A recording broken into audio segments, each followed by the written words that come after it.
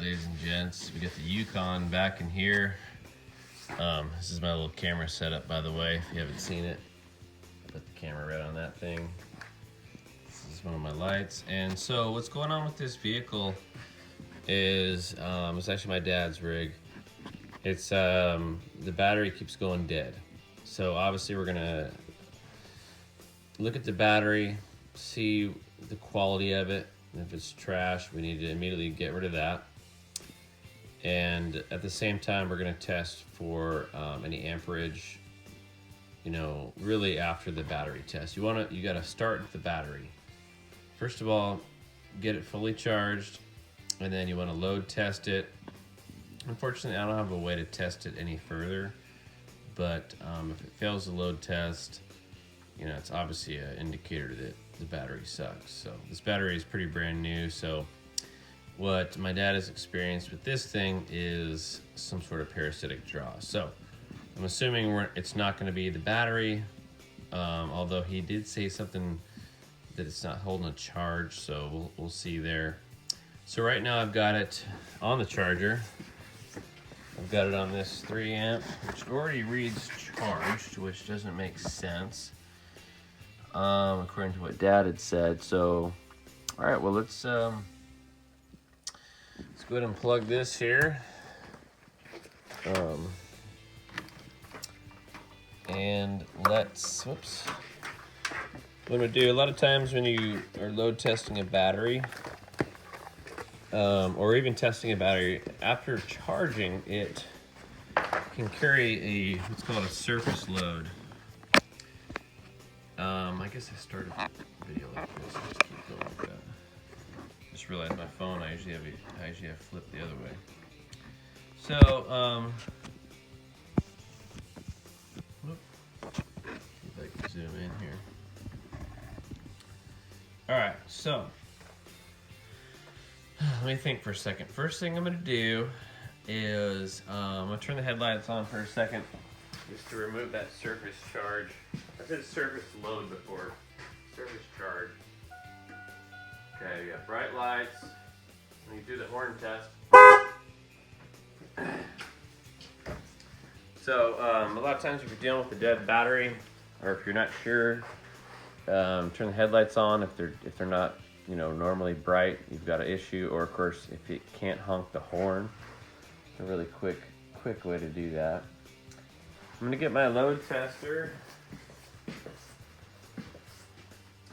So it came in, and what I did before I started filming again is the connections were a little loose. According to what Dad has told me, it's probably more than that, but a lot of times, guys, if you have loose connections, and I don't think they were that loose, to be honest, but obviously loose connections are a huge issue that you have to address. Has to be a good connection. A lot of times you got connection problems when you're dealing with battery issues. All right, so I just hooked this thing up, and it's kind of a confusing tester, but this is from Griot's Garage, and it's reading a little bit low on voltage according to this, which I don't know if I trust this anymore, to be honest with you.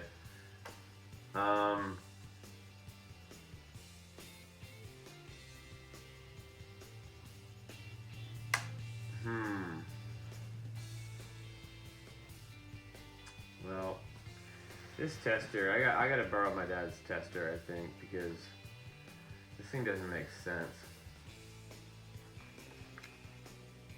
It's not supposed to drop with below 9, but it's holding there. Huh.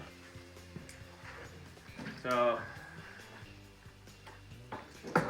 I'm gonna let this sit all night. That's all I'm gonna do today. And then see if we have any issues with it starting tomorrow. And we're gonna check, first of all, the connections were a little bit loose. I think there was a connection, of course, because it can start. Yeah, I don't think that's the issue, but I gotta get a better tool to test that battery.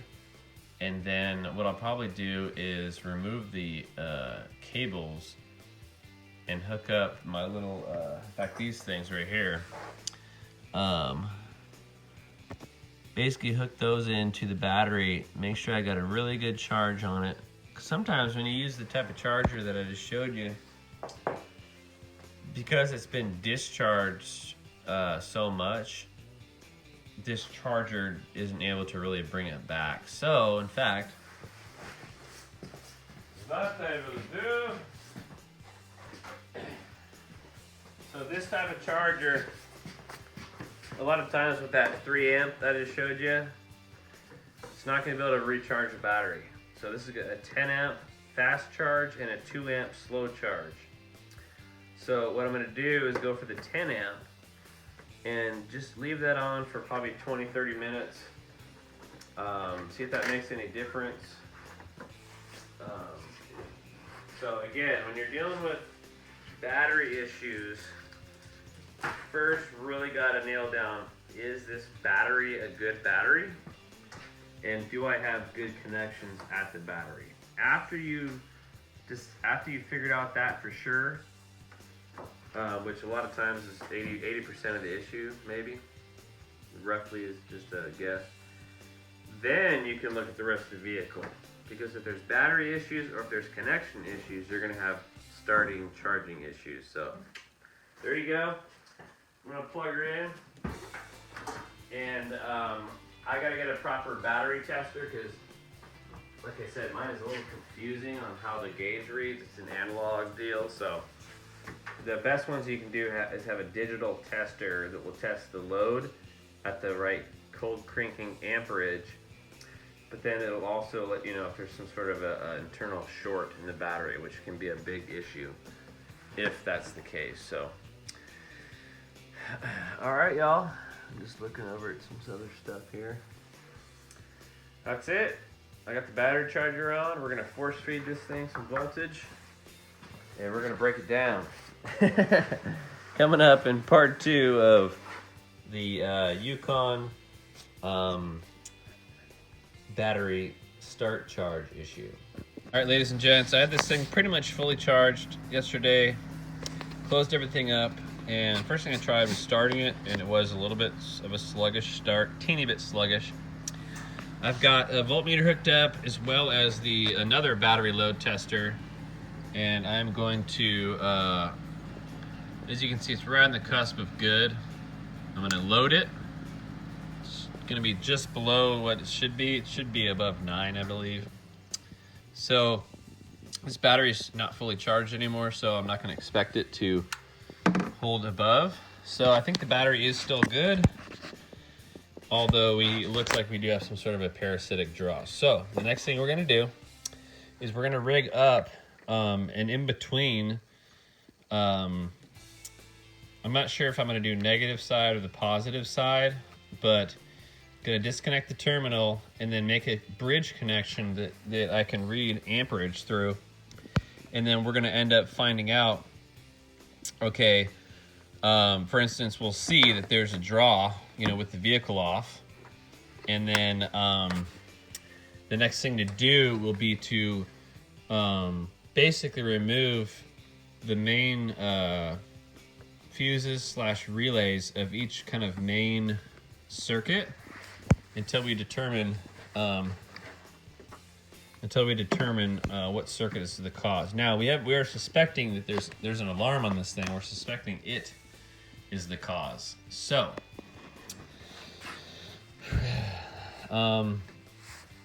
one thing I could do is just disable the alarm, or basically remove the power from it. And I don't know if the vehicle is gonna work with that. I'm not sure if that disables the vehicle or not, but that would be one quick way to do it. If you didn't have any tools or know-how and you're suspecting something electrical, you could just basically make sure you remove the power and grounds even.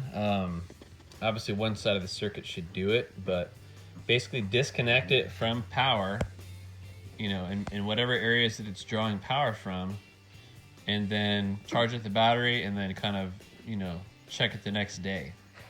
And if it was, if the voltage was up where it should be, starts fine, doesn't fail the load test, then obviously I would say drive it, you know, and just make sure. But we're gonna try to nail it down and just be 100%. So here we go. All right, ladies and gents, I have the ammeter hooked up in series between the negative terminal of the battery and the negative cable.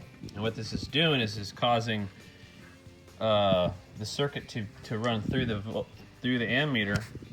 And what we have here is 0.3 amps with the dome lights off and everything shut off. Always make sure that you don't see a light on. Our glove box light might be on, you know, which we can't see. What I'm gonna do, just to make triple sure, even though I don't think it's gonna be a big deal, I'm actually gonna close the hood.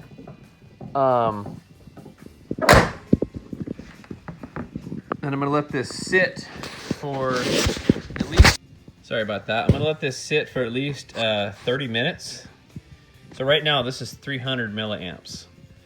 And the limit, acceptable limit for most vehicles would be 50 milliamps. So if this is gonna stay the same, that means we've got a 300 milliamp draw on the battery when everything's shut off. So we're gonna make sure, because as you know, especially with the newer vehicles, after you close the doors and even the dome lights go off, sometimes there are systems that are that stay awake, so to speak. And so after about 30 minutes, all the systems should be shut down, and we're gonna look to see if this amp rating drops. All right, guys, got everything off, doors closed, hood closed, and as you can see, it's now lower than 300 milliamps. But when it goes to 4, that's 40 milliamps. So that's 10, 5, there goes 50. So it's just weird, like it keeps hunting around. So again, it's just 10, 20, 30, 30, 20, 40, 30, 20, 20, 40. So it's all over the map. And so I do believe we have a problem. If it was staying at 0.1, maybe 0.2 and just holding, you know, 50 is acceptable. And again, when it goes to 4, that's 40, and I just saw it on the 5. So I have no idea why it's floating around so much. I'm hoping it's not some sort of a gauge issue, but I don't think so. It's just reading the amperage, so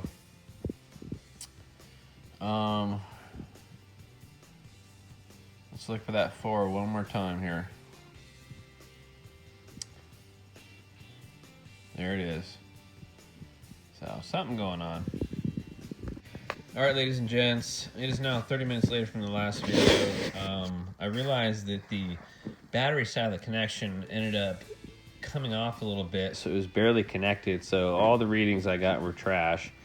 So I hooked it back up solidly, and then right now we're about 25 minutes in, and it was hovering right at 300 milliamps. Now it's down the lowest it's been, just dropped down more, because it was about 0.2 to 0.1918, which is, you know, 200 milliamps, so it's kind of dropping towards 100. Remember, 50 milliamps, which would be 0.05, is really the max amperage draw, or else it will tend to run your battery down. So I'm gonna let this go probably for a good,